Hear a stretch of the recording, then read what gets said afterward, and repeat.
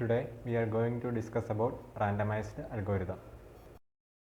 A randomized algorithm is an algorithm that employs a degree of randomness as a part of its logic or procedure. The algorithm typically uses uniformly random bits as an auxiliary input to guide its behavior in the hope of achieving good performance in the average case. Overall possible choices of random determined by random bits. Thus either the running time or the output or both are random variables. One has to distinguish between algorithms that use the random input so that they always terminate with the correct answer, but where the expected running time is finite, and algorithms which have a chance of producing an incorrect result or fail to produce a result either by signaling a failure or failing to terminate. In some cases, probabilistic algorithms are the only practical means of solving a problem. In a randomized algorithm, we have input, but in the algorithm, we introduce something new known as random bit. Random bit is a bit which is generated by itself by an algorithm which is designed to produce random numbers so that it gets added to our input and changes the nature of the required output. So it is defined as the output of the running time and are function of input with the random bit chosen. In common practice, randomized algorithms are approximated using a pseudo-random number generated in place of a true source of random bits. Such an implementation may deviate from the expected theoretical behavior and mathematical guarantees, which may depend on the existence of an ideal true random number generator. Randomized algorithms are classified into two categories, Las Vegas and Monte Carlo. Las Vegas. These algorithms always produce correct or optimal result. Time complexity of these algorithms is based on a random value and time complexity is evaluated as expected value. What is Las Vegas algorithm? It has a significance that its output is always correct and a running time is a random variable. And when a running time is on random variable for Las Vegas algorithm, the output is always correct and an example is randomized quicksort. The probability or running time of quicksort exceeds twice as the expected time and it is less than n raised to the power of minus log n. And the second one is Monte Carlo. Monte Carlo produces correct or optimal result with some probability. These algorithms have deterministic running time and it is generally easier to find out the worst case time complexity. It is little bit inefficient, but we cannot say it is completely inefficient but it is less efficient than Las Vegas because as the output may be incorrect with some probability and the running time, it is deterministic. For example, this implementation of Karga's algorithm produces minimum cut with the probability greater than or equal to 1 by n square and has worst case time complexity of big O of E. Another example is Fermat method for primality testing. A Las Vegas algorithm for this task is to keep picking a random element until we find a one. A Monte Carlo algorithm for the same is to keep picking a random element until we either find one or we have tried maximum allowed times, say k. The Las Vegas algorithm always finds an index of 1, but time complexity is determined as expected value. The expected number of trials before success is 2, therefore expected time complexity is big O of. The Monte Carlo algorithm finds a 1 with the probability 1 minus 1 by 2 whole raised to k. Time complexity of Monte Carlo is big O of k, which is deterministic. Application and scope. Consider a tool that basically does sorting. Let the tool be used by many users and there are few users who always use tool for already sorted array. If the tool uses simple quicksort, then those few users are always going to face worst case situation. On the other hand, if the tool uses randomized quicksort, then there is no user that always gets worst case. Everybody get expected big O of n log n time.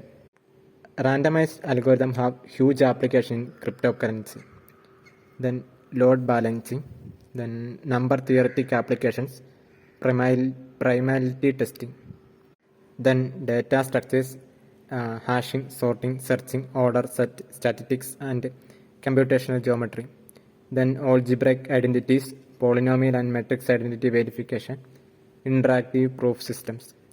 Then in mathematical programming, faster algorithm for linear programming, rounding linear program solutions to integer program solutions.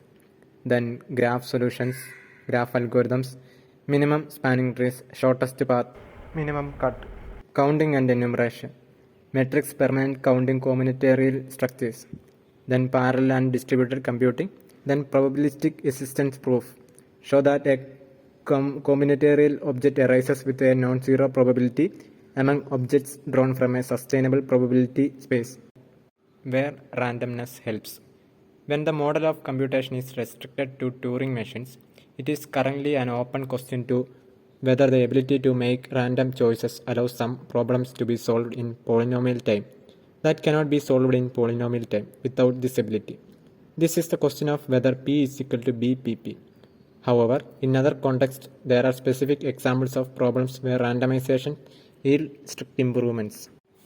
Based on initial motivating example, given an exponentially long string of 2k characters, half A's and half B's, a random access machine requires 2k minus 1 lookup in the worst case to find the index of an A if it is permitted to make random choices. It can solve this problem in an expected polynomial number of lookups. The natural way of carrying out a numerical computation is in embedded system or cyber physical system is to provide a result that approximates the correct one with high probability or probability approximately correct computation. The hard problem associated with the evaluation of discrepancy laws between the approximated and the correct computation can be effectively addressed by resorting to randomization. In communication complexity, the equality of two strings can be verified to some reliability using a log n bits of communication with a randomized protocol. Any deterministic protocol requires theta bits if defending against a strong opponent. The volume of a convex body can be estimated by a randomized algorithm to arbitrary precision in polynomial time. Barani and Furedi showed that no deterministic algorithm can do the same. This is true unconditionally, that is, without relying on any complexity theoretic assumptions, assuming the convex body can be queried only as a black box. A more complexity theoretic example of a place where randomness appears to help is the class IP. IP consists of all languages that can be accepted by a polynomially long interaction between an all-powerful prover and verifier that implements a BPP algorithm. IP is equal to P space. However, if it is required that the verifier be deterministic, then IP is equal to NP. In a chemical reaction network, for example, a finite set of reactions like A plus B gives 2C plus D. Operating on finite number of molecules, the ability to ever reach a given target state from an initial state is decidable. While even approximating the probability of ever reaching a given target state using the standard concentration-based probability for which reaction will occur next is undecidable. More specifically, a limited Turing machine can be simulated with arbitrary high probability of running correctly for all time, only if a random chemical reaction network is used. With a simple, non-deterministic chemical reaction network, any possible reaction can be happiness. The computational power is limited to a primitive recursive functions. Examples of randomized algorithm. Quicksort. Quicksort is a familiar, commonly used algorithm in which randomness can be useful. Many deterministic versions of this algorithm require big O of n square time to sort n number of for some well-defined classes of degenerate inputs, such as an already sorted array, with the specific class of inputs that generate this behavior defined by the protocol for pivot selection.